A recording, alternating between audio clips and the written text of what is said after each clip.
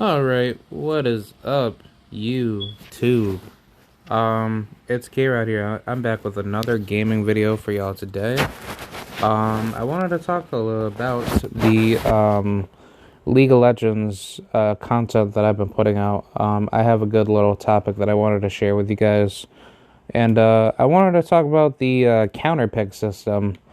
My thoughts on counterpick champions and the roles that you be playing on League and why counterpicks need to be, I don't know.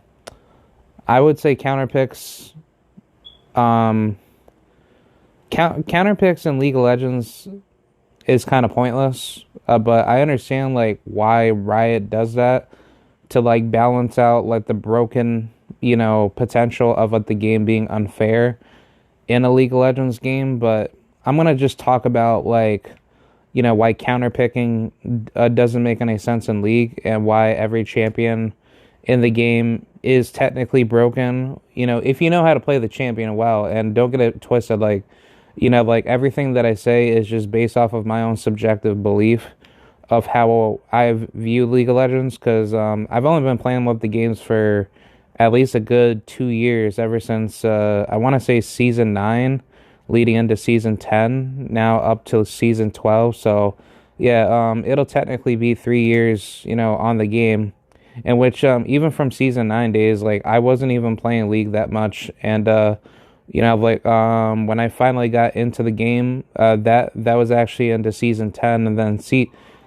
season 10 for some weird reason just got taken out of the window, and Riot just included this this weird new methodology of season 11 items or itemization, where you can choose one mythic and then you're limited to certain legendary items and all this BS. And that kind of screws up the counter picks, because like, I'll just make it simple. Like, for those of you that play whatever role, for me primarily, like, I play top lane and I play mid lane. I do jungle sometimes, so that way I can get better, and then I can run bot lane, and I do a little bit of support, but primarily I do top lane and top lane or bot lane. Those are my two primary roles, and then my secondary and tertiary would be and jungle and mid lane, and then maybe support. But usually, like, my favorite roles is top lane, bot lane, or mid lane, and then definitely jungle, because I've gotten better playing jungle. But yeah, like, I mean, as far as what the game goes, as far as what the new season changes for League of Legends, I've been not liking that for quite a while. I found it really unfair that like, you're not able to build whatever you want, and I felt like that was destroying the game, and especially the champions that you select that could possibly get countered by the other champions. And not to say that you can't win the game, but at the end of the day, it's League of Legends and anything could happen in a game. But when you have a tough counter pick, let's just say, you're running, you know, I don't even know. Let's just say you play Yone. Obviously Yone is like one of the more strongest, players in the game, or champions per se. But Yone, in the top lane, obviously gets hard countered by like champions like Jax, possibly Gragas, in which I've had bad experiences playing playing against a Gragas, Teemo, maybe Fiora. I'm not so sure about Fiora. I think Yone scales pretty well against her. And then I'd probably say, I don't even know. I could probably go with Jace, because Jace, he has like a lot of kiting potential. Maybe Kale. That might be a tough matchup, but 9 times out of 10, Yone is like a 50-50 coin flip. Like, you don't know what to expect from Yone, especially in the top lane, because his meta is usually based around a mid lane role. So bringing him up to the top lane, you need to have some form of tankiness, playing him. And the biggest issue that I have playing with Yone players is that Yone players could either feed all game, just like a Yasuo main, and they don't know what the hell that they're doing, or they're trying their best to win, but the counter pick is so hard to the point where it's not even like a balanced team, and you have like a bunch of team champions that are just not good picks into other, destructive champions. So I'll even just use like my mains. I use Mordekaiser and Nasus and Tryndamere, but mainly Mordekaiser and Nasus because those are my two key like those are like my two keystone main champions that I usually run with. But the biggest issue with Mordekaiser and Nasus is like Nasus, he's a very good top laner, and Mordekaiser, he's a good top laner, but if he does get behind, it's a little bit tough to come back. But usually 9 times out of 10, Mord players do very well. If you just farm and then you take your time and then always watch out for, the enemy ganks coming up to you early game and mid game, and then definitely late game because Mordekaiser, he is an anti-gankable champion with his own ultimate. But the biggest problem with Mordekaiser is just that Mord, he's not given that many opportunities to farm a lot, and if you're that type of Mordekaiser player that likes to play passive, aggressive, you can't do that. Mordekaiser is an aggressive top lane scaling champion, and from the amount of games that I played with Mordekaiser, I will say that you have to be very aggressive with your attacks, and you have to force the enemy to play behind their tower, because what a lot of people like to do against a Mordekaiser player is that they like to make a Mordekaiser player, work extremely hard for gold gain. But on top of that, they try to screw around with the wave to make the wave frozen in their lane.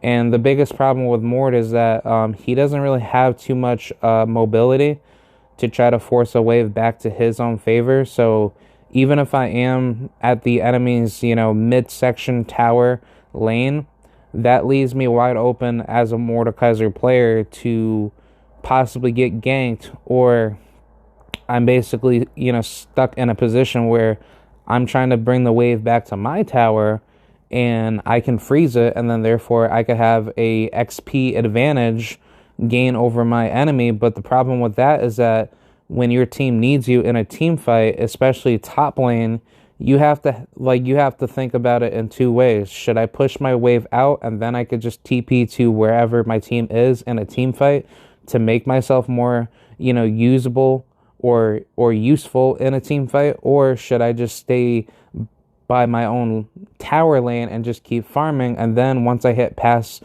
post level 6, then that's when I can start fighting? Because the problem with Mordekaiser is that he is good as far as a team fighting champion when the team is at a balance KDA ratio and a gold gain ratio, where nobody's not really, obviously feeding and shit like that. But, when you are behind, it is kind of difficult for you to try to get those, opportunities, in the game for you to win. So, the biggest problem for Mordekaiser is just simply his, resiliency to get lanes pushed out and then try to be ready, for team fights, early game and mid game. But, late game Mordekaiser is actually, pretty powerful, in my honest opinion. But as far as what the mechanics go for Mordekaiser players, his kit is very predictable. His Q is pretty much the most powerful ability that he possesses, in which I've said in like my rework videos for him, he definitely deserves a combination with his Qs, and if anything, his E should more like be like a perma stun, and then he's draining your stats away, or he's making you weaker as he's fighting you. And then I don't know, maybe for his W it should be like a projectile, a projectile, like energy, attack ball throw, like something like that. Like try to give Mordekaiser like the ability to like not just be melee. He should be like a melee long range distance champion. I would definitely like to see him be, built like a Shao Kahn type player, where like he's able to use like life steal or any type of, like CC control, or he could like use some form of like a shoulder rush or like, anything that makes him powerful. And that's what, I would respect out of playing Mordekaiser. But until then, when Riot does actually decide to fix him, in which I would hope so into the later future, because, preseason will be over. And hopefully when season 12 finally gets, fixed up and the actual season, climbing, begins with all the ranked, competitive, builds being played, into him, that'll actually determine if he's reliable or not. In which people say he's a trash top laner, but I don't think so. I think Mordekaiser, he's still like a huge threat, because his R is very powerful late game, especially when you're like, let's just say you're down, but your enemy fed Jax or Jinx is on a tear, but then let's just say you catch them on a bad team fight and they're caught wide open with low HP, and you find the best opportunity to ult them, then that makes you 10 times more stronger than the enemy team, because you just stole their stats. So therefore, that made you more powerful leading into that team fight.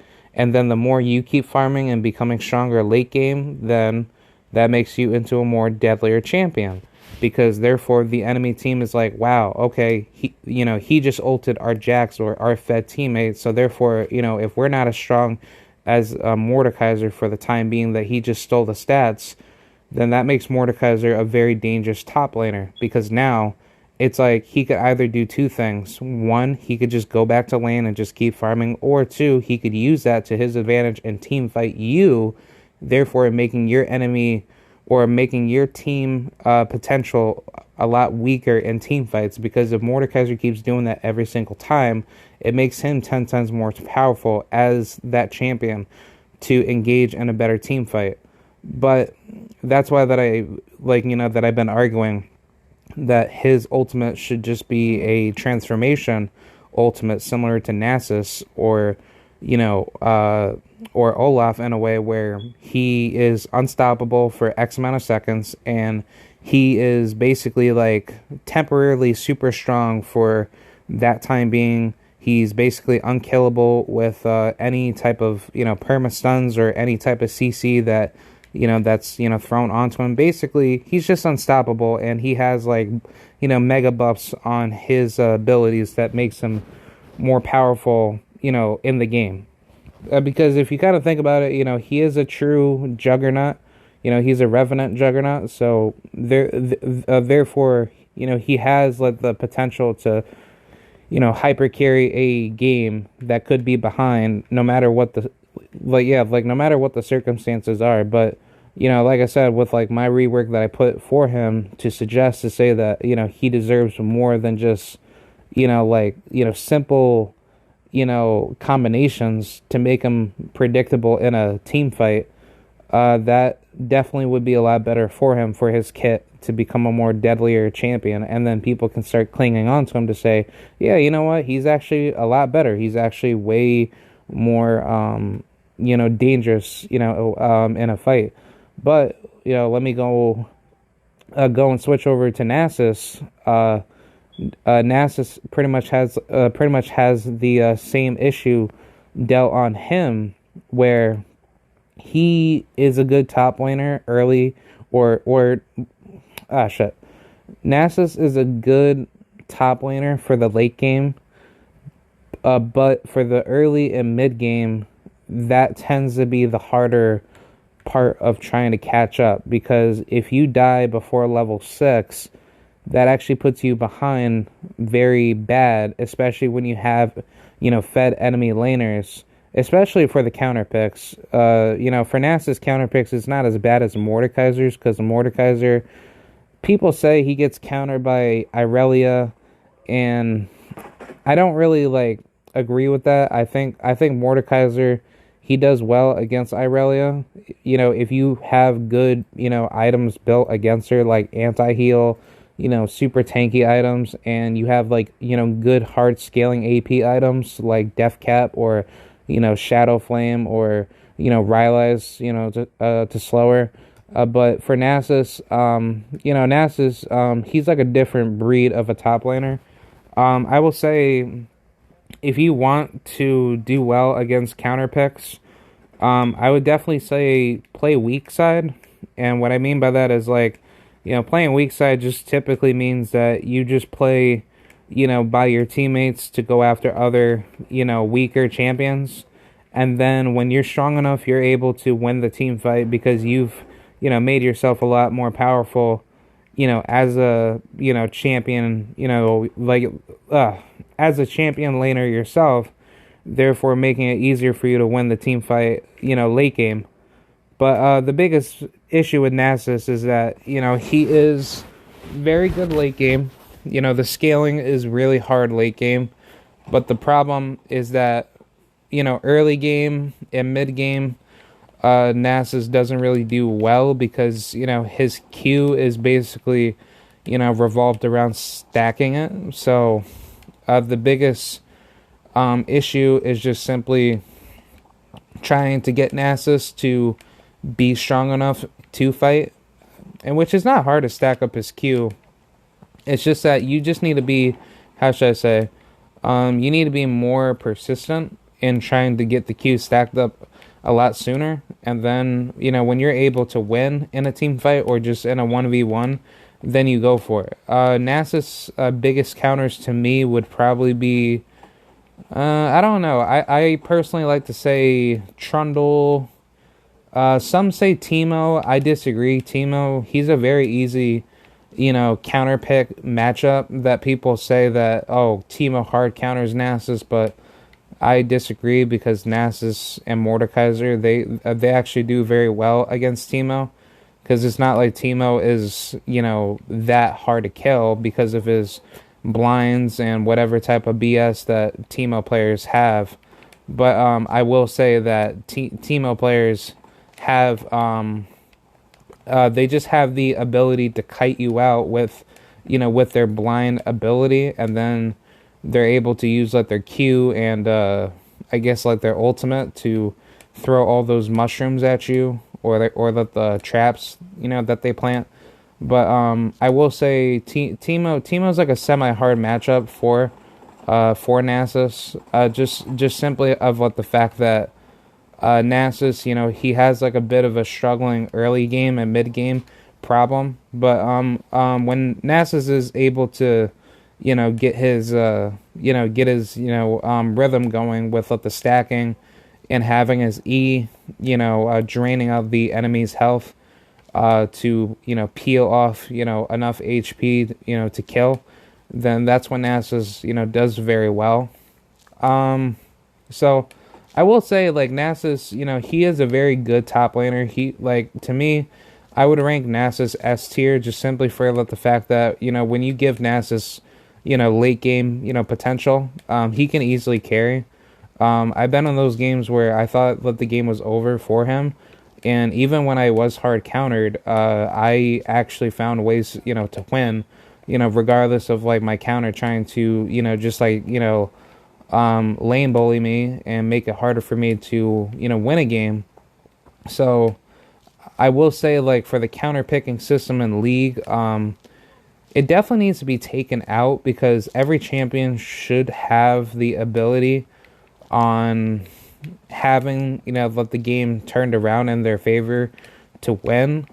But I mean, it should not be, a thing where if you just look at the most powerful top laner in League, therefore you automatically win your games.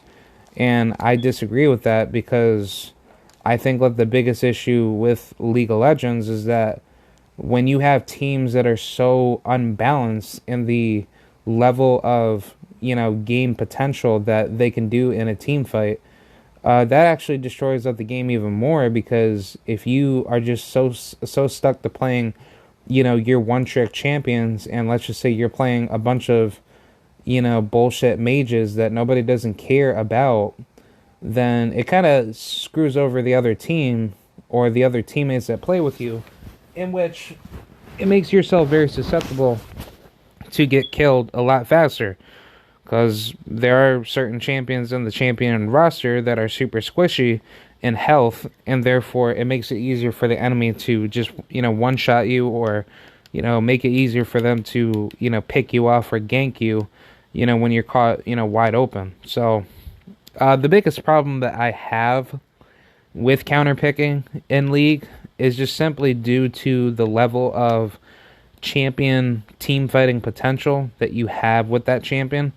Because, don't get it twisted, like, there are good champions that, that have been put out to the League of Legends roster, but my biggest problem would probably be that all these, like, overhyped picks that people use, like Camille, I'll use Viego, in which Viego, he's not powerful in the top lane, and I probably say for the jungle, he's not as powerful as he used to be in the jungle, because, Riot nerfed a lot out of his kit, but he's still powerful. He's still able to, like, kill you, and then, make it more difficult for you to try to win a team fight against him, because if he kills one of your teammates, all he needs to do is just ult himself to another, very weak champion that's low on HP, and then boom, he's able to just keep winning,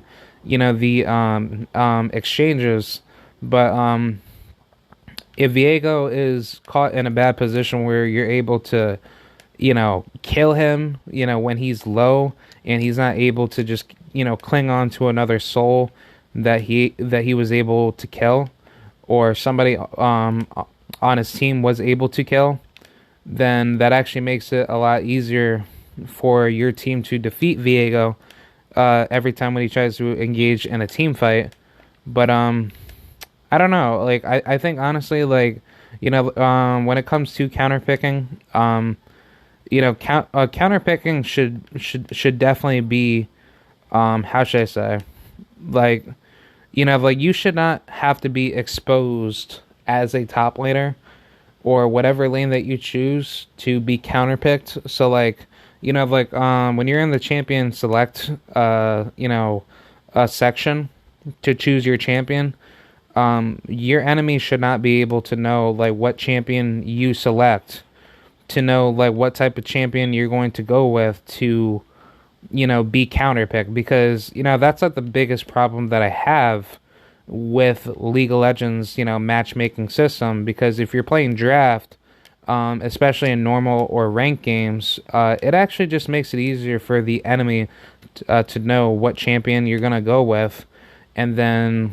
it just makes it easier for them to counterpick you, because the biggest problem with counterpicking is just that nobody doesn't know, who you main. But knowing that, op.gg, they actually have that system put in place where, they look at, your gamer tag and they see who you main, and then they just go ahead and just ban your champion, or they counterpick you, where they just know who you main, and they take advantage of that as a attempt to make it easier for them to win. And I don't like that, and I think that needs to be removed.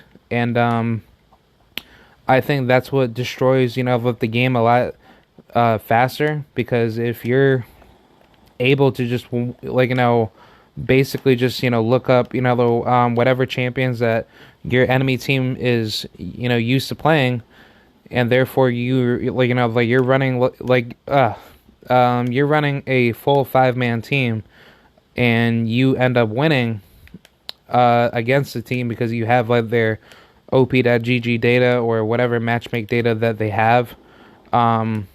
It just makes it easier for the enemy team to take advantage of you, to counterpick into your gameplay or your matchup that you use against them. And that's pretty stupid. So I think that needs to be super fixed in League.